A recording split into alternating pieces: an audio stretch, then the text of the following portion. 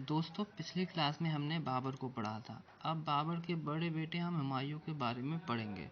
तो हुमायूं का जो शासनकाल है 1530 से 1540 है और 1555 से 1556 है। तो इसकी जो बीच का कार्यकाल है वो किसका है? वो शेरशाह सूरी का है। तो उसको भी हम थोड़ा सा देखेंगे।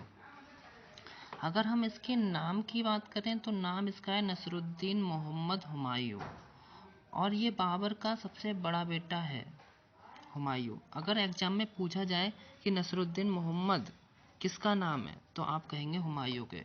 अगर हम बात करें बाबर, तो बाबर के 4 बेटे थे। नंबर 1 था हुमायूं, नंबर 2 था कामरान, नंबर 3 था अस्करी, नंबर 4 था हिंडाल। जो हुमायूं था वो दिल्ली और आगरा पे शासन करता था। कामरान जो था वो काबुल और कंधार पे शासन करता था। अस्करी था, संभल पे शासन करता था। हिंडाल जो था वो अलवर पे शासन करता था। हुमायूं का जन्म 1508 में काबुल में हुआ था। हुमायूं के विरोधी कौन कौन थे? हुमायूं के 3 विरोधी थे। महमूद लोदी बंगाल में राज कर रहा था। शेर खान ये कौन है? ये शेर खान शेरशाह सूरी है। शेरशाह सूरी के 2 नाम है। एक तो शेर खान जो इसे युद्ध में जब ये हुमायूं को हराता तब ये अपने उपाधि धारण करता है। फरीद शेरशाह सूरी का बचपन का नाम है। तो ये जो है ये बिहार में शासन कर रहा होता है। नंबर 3 था बहादुर शाह गुजरात में कर रहा था शासन। और हाँ, ये जो बाबर के 4 बेटे थे हुमायूं, कामरान, अस्करी, हिंडाल, इन तीन में ये तीनों के तीनों भाई हुमायूं के विरोधी हो जाते हैं तथा तीनों भाई भी इसके विरोधी बन गए।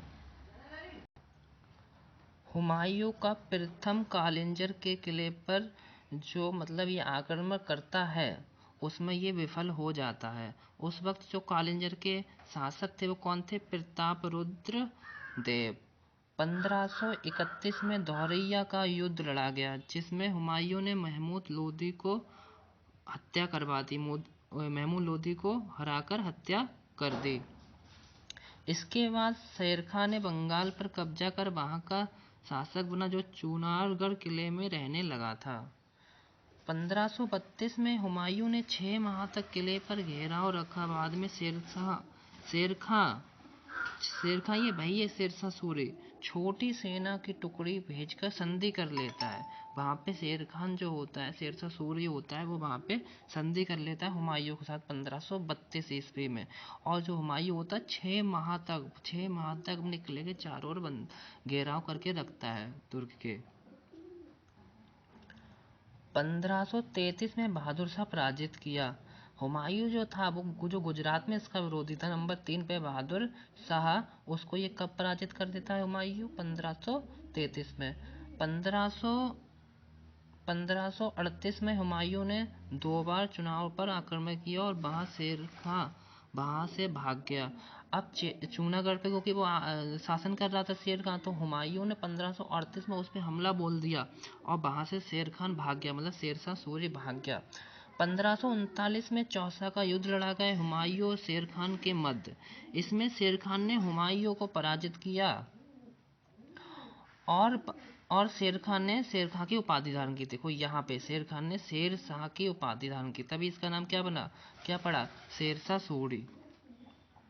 निजाम नाम के नाविक ने हुमायूं को नदी में डूबने से बचाया। तो हुमायूं को डूबने से कौन बचाता है? निजाम नाम का व्यक्ति हुमायूं को नदी में डूबने से बचाता है। निजाम को हुमायूं ने एक दिन का बादशाह बनाया और निजाम ने चमड़े के सिक्के चलवाए। ये बात दोस्तों बहुत ज़्यादा इम्पोर्टेंट है। पूछा जाता है हुमायूं ने एक दिन का शासक या बादशाह किसको बनाया? तो ये किसको बनाया? निजाम को बनाया। और निजाम कौन था? निजाम वह व्यक्ति है जिसने हुमायूं को नदी में डूबने से बचा लिया। 1540 में बिलग्राम कन्नौज का युद्ध हुमायूं और शेरशाह के मध्य लड़ा गया।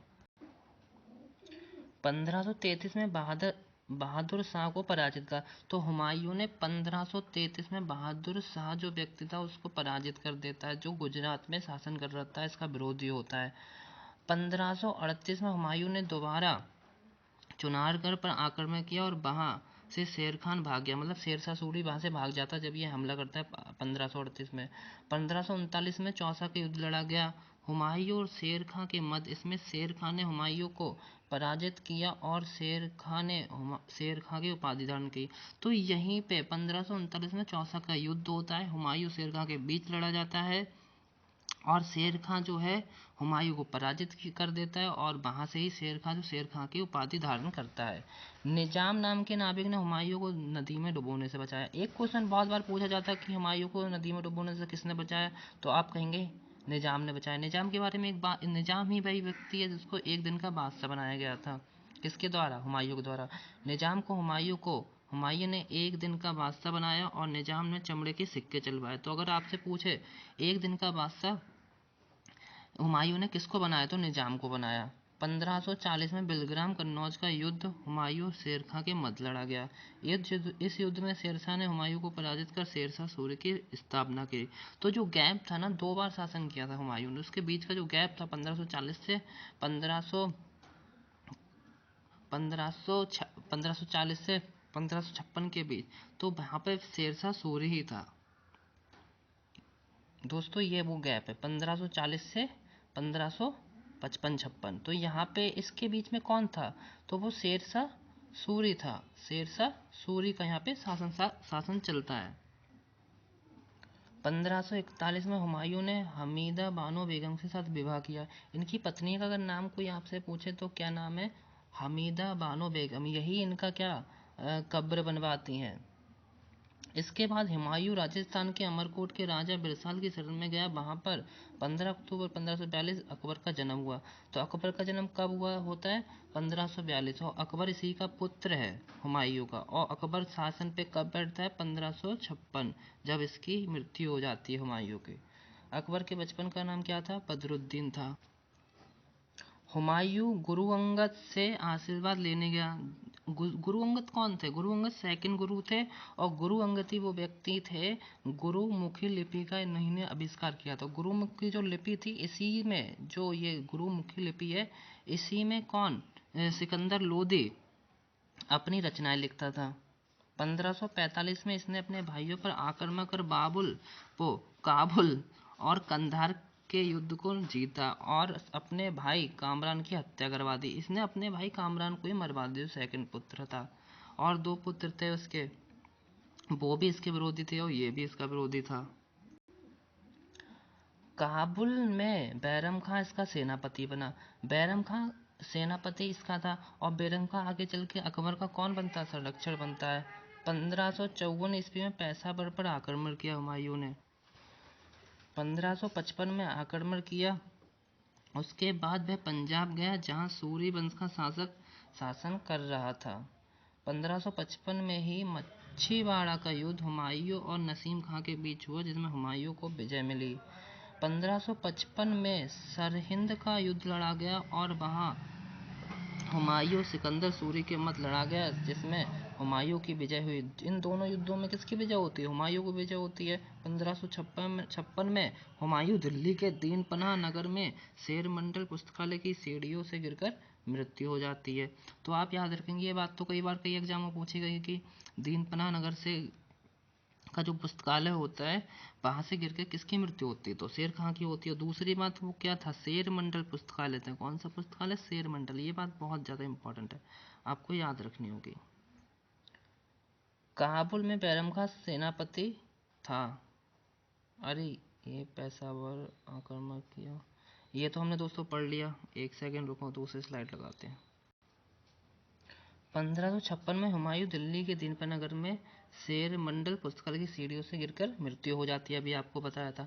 उसके बाद हुमायूं का मकबरा जो है वो दिल्ली में सबसे पहले मार्बल संगमरमर का प्रयोग इसके मकबरे में हुआ है।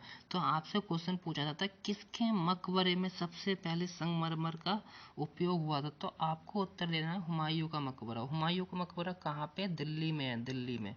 इस मकबरे का निर्माण हाजी बेगम ने करवाया था।